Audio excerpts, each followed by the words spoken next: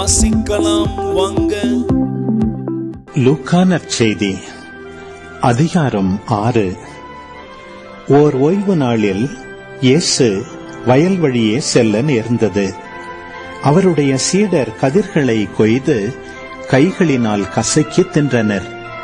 பரிசேயருள் சிலர், ஓய்வு நாளில் செய்யக்கூடாததை நீங்கள் செய்வதேன் என்று கேட்டனர். அதற்கு இயேசு மறுமொழியாக, தாமும் தம்முடன் இருந்தவர்களும் பசியாயிருந்தபோது தாவீது செய்ததை குறித்து நீங்கள் வாசித்தது இல்லையா? அவர் இறை இல்லத்திற்குள் சென்று குருக்கள் மட்டுமே அன்றி வேறு எவரும் உண்ணக்கூடாத அர்ப்பண அப்பங்களை எடுத்து தாம் உண்டதும் அன்றி தம்மோடு இருந்தவர்களுக்கும் கொடுத்தார் அல்லவா என்று கூறினார். மேலும் அவர்களிடம், ஓய்வு நாளும் மானிட மகனுக்கு கட்டுப்பட்டதே என்றார். மற்றொரு ஓய்வு நாளில் இயேசு தொழுகை கூடத்திற்குள் சென்று கற்பித்தார். அங்கே வலக்கை சூம்பியவர் ஒருவர் இருந்தார். மறைநூல் அறிஞரும் பரிசேயரும் இயேசுவிடம் குற்றம் காணும் நோக்குடன் ஓய்வு நாளில் அவர் அவரை குணப்படுத்துவாரா என்று கூர்ந்து கவனித்துக் கொண்டே இருந்தனர். இயேசு அவர்களுடைய எண்ணங்களை அறிந்து கை சோம்பியவரை நோக்கி, எழுந்து நடுவே நில்லும் என்றார். அவர் எழுந்து நின்றார். இயேசு அவர்களை நோக்கி, உங்களிடம் ஒன்று கேட்கிறேன். ஓய்வு நாளில் நன்மை செய்வதா தீமை செய்வதா, உயிரை காப்பதா அழிப்பதா, எது முறை என்று கேட்டார். பிறகு அவர் சுற்றிலும் திரும்பி அவர்கள் யாவரையும் பார்த்துவிட்டு, உமது கையை நீட்டும் என்று அவரிடம் கூறினார். அவரும் அப்படியே செய்தார். அவருடைய கை நலமடைந்தது.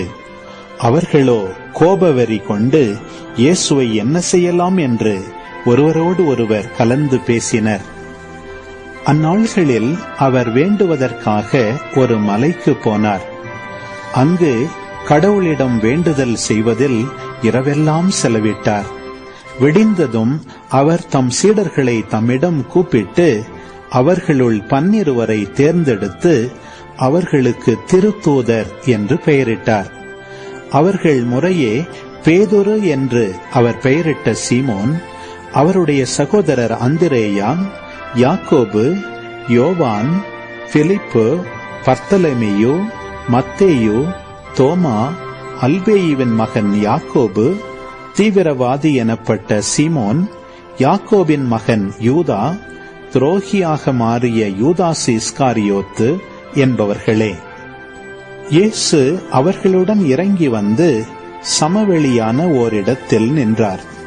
பெருந்திரளான அவருடைய சீடர்களும் யூதேயா முழுவதிலிருந்தும் எருசலேமிலிருந்தும் தீர் சீதோன் கடற்கரை பகுதிகளிலிருந்தும் வந்த பெருந்திரளான மக்களும் அங்கே இருந்தார்கள். அவர் சொல்வதை கேட்கவும் தங்கள் பிணிகள் நீங்கி நலமடையவும் அவர்கள் வந்திருந்தார்கள். தீய ஆவிகளால் தொல்லைக்கு உள்ளானவர்கள் குணமானார்கள். அவரிடமிருந்து வல்லமை வெளிப்பட்டு அனைவர் பிணியையும் போக்கியதால் அங்கு திரண்டிருந்த மக்கள் யாவரும் அவரை தொட முயன்றனர். இயேசு சீடர் மீது தம் பார்வையை பதித்து கூறியவை, ஏழைகளே, நீங்கள் பேறு பெற்றோர், ஏனெனில் இறை ஆட்சி உங்களுக்கு உரியதே. இப்பொழுது பட்டினியாயிருப்போரே, நீங்கள் பேறு பெற்றோர், ஏனெனில் நீங்கள் நிறைவு பெறுவீர்கள். இப்பொழுது அழுது கொண்டிருப்போரே, நீங்கள் பேறு பெற்றோர், ஏனெனில் நீங்கள் சிரித்து மகிழ்வீர்கள். மானிட மகன் பொருட்டு மக்கள் உங்களை வெறுத்து ஒதுக்கி வைத்து நீங்கள் பொல்லாதவர் என்று இகழ்ந்து தள்ளிவிடும் போது நீங்கள் பேறு பெற்றோர். அந்நாளில் துள்ளி மகிழ்ந்து கொண்டாடுங்கள், ஏனெனில் விண்ணுலகில் உங்களுக்கு கிடைக்கும் கைமாறு மிகுதியாகும். அவர்களுடைய மூதாதையரும் இறைவாக்குனருக்கு இவ்வாறே செய்து வந்தனர். ஆனால் செல்வர்களே, ஐயோ உங்களுக்கு கேடு, ஏனெனில் நீங்கள் எல்லாம் அனுபவித்து விட்டீர்கள். இப்போது உண்டு கொழுத்திருப்போரே, ஐயோ உங்களுக்கு கேடு, ஏனெனில் பட்டினி கிடப்பீர்கள். இப்போது சிரித்து இன்புறுவோரே, ஐயோ உங்களுக்கு கேடு, ஏனெனில் துயருற்று அழுவீர்கள். மக்கள் எல்லாரும் உங்களை புகழ்ந்து பேசும்போது ஐயோ உங்களுக்கு கேடு. ஏனெனில் அவர்களின் மூதாதையரும் போலி இறைவாக்கினருக்கு இவ்வாறே செய்தார்கள். நான் சொல்வதை கேட்டுக்கொண்டிருக்கும் உங்களுக்கு கூறுகிறேன், உங்கள் பகைவரிடம் அன்பு கூறுங்கள், உங்களை வெறுப்போருக்கு நன்மை செய்யுங்கள், உங்களை சபிப்போருக்கு ஆசி கூறுங்கள், உங்களை இகழ்ந்து பேசுவோருக்காக இறைவனிடம் வேண்டுங்கள். உங்களை ஒரு கன்னத்தில் அறைபவருக்கு மறு கன்னத்தையும் திருப்பி காட்டுங்கள். உங்கள் மேலுடையை எடுத்துக் கொள்பவர் உங்கள் அங்கியையும் எடுத்துக்கொள்ள பார்த்தால் அவரை தடுக்காதீர்கள். உங்களிடம் கேட்கும் எவருக்கும் கொடுங்கள். உங்களுடைய பொருள்களை எடுத்துக் கொள்வோரிடமிருந்து அவற்றை திருப்பி கேட்காதீர்கள். பிறர் உங்களுக்கு என்ன செய்ய வேண்டும் என்று விரும்புகிறீர்களோ அதையே நீங்களும் அவர்களுக்கு செய்யுங்கள். உங்களிடம் அன்பு செலுத்துவோரிடமே நீங்கள் அன்பு செலுத்தினால் உங்களுக்கு வரும் நன்மை என்ன? பாவிகளும் தங்களிடம் அன்பு செலுத்துவோரிடம் அன்பு செலுத்துகிறார்களே. உங்களுக்கு நன்மை செய்பவர்களுக்கே நீங்கள் நன்மை செய்தால் உங்களுக்கு வரும் நன்மை என்ன? பாவிகளும் அவ்வாறு செய்கிறார்களே. திரும்ப பெற்றுக்கொள்ளலாம் என எதிர்பார்த்து நீங்கள் கடன் கொடுத்தால் உங்களுக்கு வரும் நன்மை என்ன? ஏனெனில் முழுவதையும் திரும்ப பெற்றுக்கொள்ளலாம் என்னும் நோக்குடன் பாவிகளும் பாவிகளுக்கு கடன் கொடுக்கிறார்களே.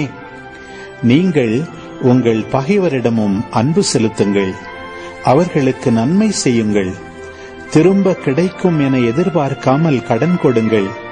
அப்போது உங்கள் கைமாறு மிகுதியாயிருக்கும். நீங்கள் உன்னத கடவுளின் மக்களாயிருப்பீர்கள். ஏனெனில் அவர் நன்றி கெட்டோருக்கும் பொல்லாதோருக்கும் நன்மை செய்கிறார். உங்கள் தந்தை இரக்கமுள்ளவராயிருப்பது போல நீங்களும் இரக்கமுள்ளவர்களாயிருங்கள். பிறர் குற்றவாளிகள் என தீர்ப்பளிக்காதீர்கள், அப்போதுதான் நீங்களும் தீர்ப்புக்குள்ளாக மாட்டீர்கள்.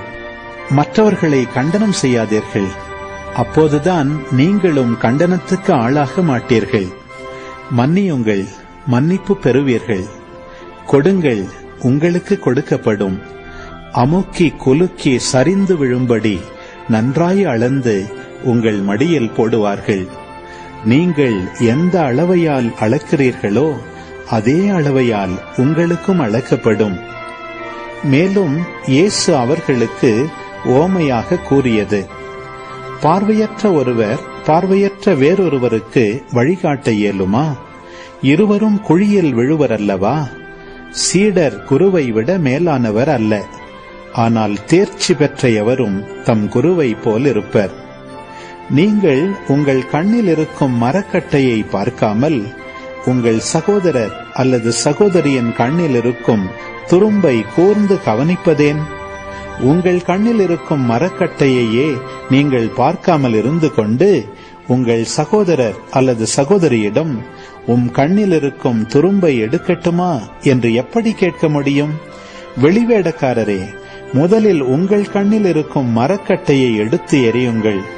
அதன்பின் உங்கள் சகோதரர் அல்லது சகோதரியின் கண்ணில் இருக்கும் துரும்பை எடுக்க உங்களுக்கு தெளிவாய் கண் தெரியும். கெட்ட கனி தரும் நல்ல மரமும் இல்லை, நல்ல கனி தரும் கெட்ட மரமும் இல்லை. ஒவ்வொரு மரமும் அதன் கனியாலே அறியப்படும். ஏனென்றால் முட்செடிகளில் அத்திப்பழங்களை பறிப்பாரும் இல்லை, முட்புதர்களில் திராட்சை கொலைகளை அறுத்து சேர்ப்பாரும் இல்லை. நல்லவர் தம் உள்ளமாகிய நல்ல கருவூலத்திலிருந்து நல்லவற்றை எடுத்து கொடுப்பர். தீயவரோ தீயதினின்று தீயவற்றை எடுத்து கொடுப்பர். உள்ளத்தின் நிறைவையே வாய் பேசும். நான் சொல்பவற்றை செய்யாது என்னை ஆண்டவரே ஆண்டவரே என ஏன் கூப்பிடுகிறீர்கள்?